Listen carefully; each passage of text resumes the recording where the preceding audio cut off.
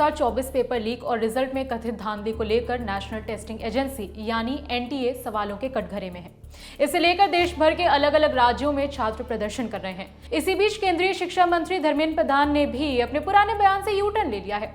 News agency ANI से बातचीत में उन्होंने ये स्वीकार किया है कि नीट रिजल्ट में कुछ गड़बड़ियां हुई हैं। उन्होंने ये भी माना है कि एनटीए में सुधार की जरूरत है। सुनिए शिक्षा मंत्री धर्मेंद्र प्रधान का ये नया बयान। ये नीट के संबंध में दो प्रकार की अव्यवस्था की विषय सामने आई है।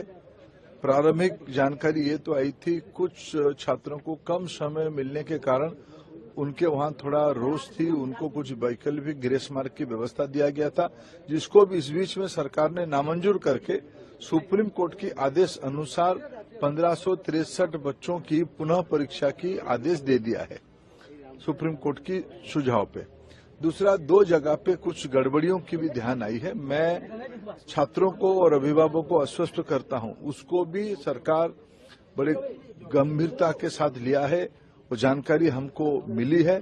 हम वो सारा विषय को एक निर्णायक स्थिति तक ले जाएंगे। उसमें कोई भी बड़े अधिकारी हो, एनटीए की कितने भी बड़े दायित्वधारी हो, अगर वो उनमें गुनहगार पाए जाएंगे उनको भी छोड़ा नहीं जाएगा। और एनटीए में बहुत सुधार की आवश्यकता है। कुछ विषय एनटीए एक स्वायत्त संस्था था, लेकिन एनटीए की बारे में सुधारने की बहुत आवश्यकता है। सरकार उसके ऊपर भी चिंता कर रही है। लेकिन मैं फिर आश्वस्त करता हूं, किसी को, कोई भी गुनहगार को छोड़ा नहीं जाएगा, उनको कठोर से कठोर दंड मिलेगा। दूसरी ओर कांग्रेस नेता जयराम रमेश ने सोशल मीडिया प्लेटफॉर्म एक्स पर एक पोस्ट में तर्क देकर सवाल किया है कि क्या नीट गरीब पृष्ठभूमि से आने वाले छात्रों के साथ भेदभाव कर रहा है। उन्होंने लिखा है, मैं 2014 और 2019 के बीच स्वास्थ्य और परिवार कल्याण संबंधी संसद की स्थायी समिति का सदस्य था। मैं उस समय नीट के लिए मिलने वाले व्यापक समर्थन को याद करता हूं। लेकिन ऐसे सांसद भी थे, विशेष रूप से तमिलनाडु से, जिन्होंने चिंता जताई थी कि नीट से सीबीएसई के छात्रों को लाभ मिलेगा और दूसरे बोर्ड एवं स्कूलों से आने वाले स्टूडेंट्स को नुकसान पहुंचेगा।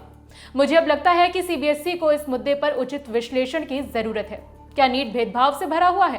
क्या गरीब पृष्ठभूमि के छात्रों को अवसरों से वंचित किया जा रहा है?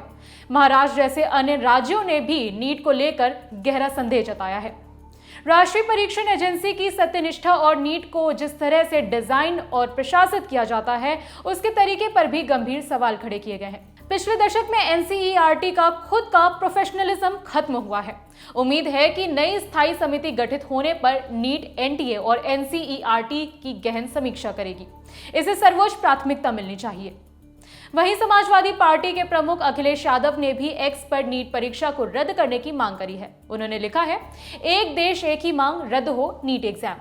आपको बता दें कि इससे पहले 13 जून को केंद्रीय शिक्षा मंत्री धर्मेंद्र प्रधान ने एक प्रेस कॉन्फ्रेंस के दौरान कहा था कि नीट परीक्षा में पेपर लीक को लेकर कोई भी पुख्ता सबूत सामने नहीं आए हैं। साथ ही उन्होंने एनटीए को विश्वसनीय निकाय बताया था। हालांकि उन्होंने यह भी कहा था कि अगर कुछ भी सच साबित होता है तो किसी को भी बख्शा नहीं जाएगा। अगर कोई चूक पाई जाती है तो एनटीए की जवाबदेही भी तय की जाएगी। पेपर लीक की हमारे पास कोई जानकारी नहीं है। मैंने उस रीट पिटीशन को अनुध्यान कराया, कोई भी एक भी जगह पे प्रमाण नहीं है। एक एलिगेशन पेपर लीक हुआ है, कहां है प्रमाण हुआ है? एक दो चीजों की न्यूज आइटम पे अगर प्रमाण आधारित होता है तब कोर्ट उसको विचार करेगी, सरकार अपना पक्ष रखेगी। वो कोर्ट में 8 जुलाई को चर्चा भी होगी, वो कोर्ट के सामने है।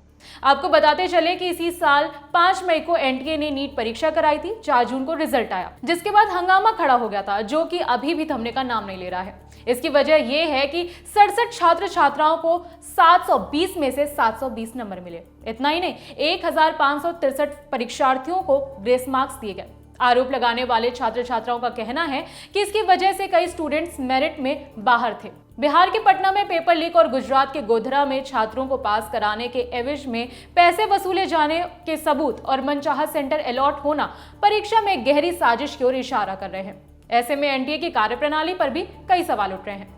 फिलहाल 13 जून को सुप्रीम कोर्ट में सुनवाई के बाद नेशनल टेस्टिंग एजेंसी ने 1563 बच्चों के ग्रेस मार्क्स को रद्द कर दिया है। अब इन छात्रों को 23 जून को फिर से एग्जाम देना होगा, जिसका रिजल्ट 30 जून को जारी किया जाएगा। इस खबर पर तमाम अपडेट्स हम आप तक पहुंचाते रहेंगे। आपके लिए इसे लिखा है हमारी साथी प्रगति चौरसिया ने। मेरा नाम है विभावरी। देश और दुनिया की दूसरी खबरों के लिए देखते रहिए दी ललन टॉप। शुक्रिया।